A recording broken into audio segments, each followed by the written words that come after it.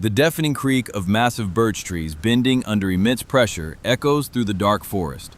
Thick ropes are tightly bound to the legs of a bloodied man lying on the dirt, his face pale with absolute terror. A moment of dead silence. Then, the sharp whistle of an axe slicing through the air severs the ropes holding the trees. The two giant trunks violently snap back to their original upright positions, and the sickening, wet crunch of a human body being torn completely in half shatters the silence.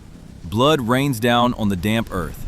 The woman watching did not scream, and she did not cry.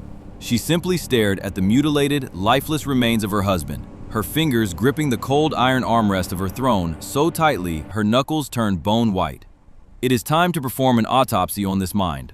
When a human being is forced to witness the brutal, unjust slaughter of the person they love most, the brain's emotional center, the amygdala, undergoes a catastrophic short circuit. In clinical psychology, this is known as psychopathic adaptation. The neurological files for grief, fear, and mercy are permanently deleted, and in their place, a cold, calculated, architectural framework for engineered death is installed. She was no longer a grieving widow. She had transformed into a living demon named Olga, and what she did next would make the devil himself take notes. The men who murdered her husband dared to stand before her, demanding she marry their leader, the very man who ordered the execution. Olga did not rage. She simply smiled and welcomed the enemy's most arrogant ambassadors with chilling hospitality, seating them in a lavish, royal boat. But they were not on the water. They had been lowered into a deep, dark trench. Before they could even comprehend their surroundings, tons of heavy black dirt began pouring down upon them from above. Olga stood at the edge of the grave as still as a statue, calmly listening to the muffled, desperate screams of 20 men being buried alive as if it were a beautiful melody. But for Olga, this was merely a warm-up. When the enemy sent their highest-ranking military commanders to her palace to investigate, she politely escorted them to a luxurious wooden bathhouse to rest.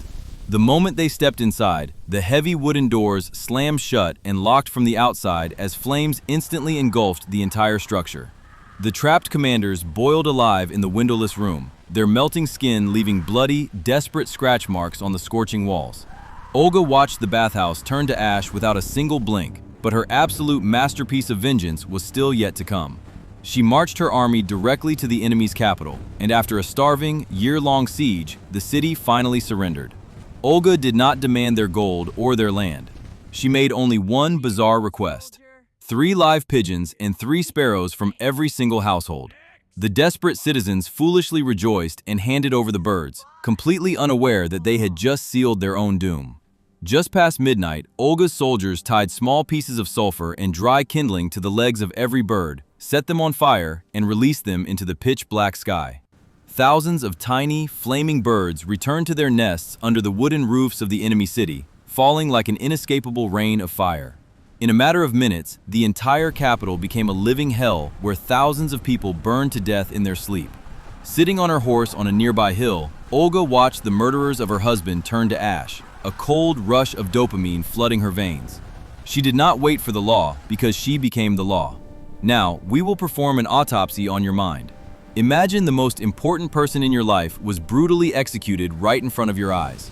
You have 2 choices. Would you keep the peace, swallow your pride, and take the bloody hand of your enemy to save your people? Or would you wipe every ounce of humanity from your brain and burn an entire city alive along with everyone in it? Head down to the comments right now and expose whether you have the mindset of a victim or the blood of a demon. Drop your answer immediately.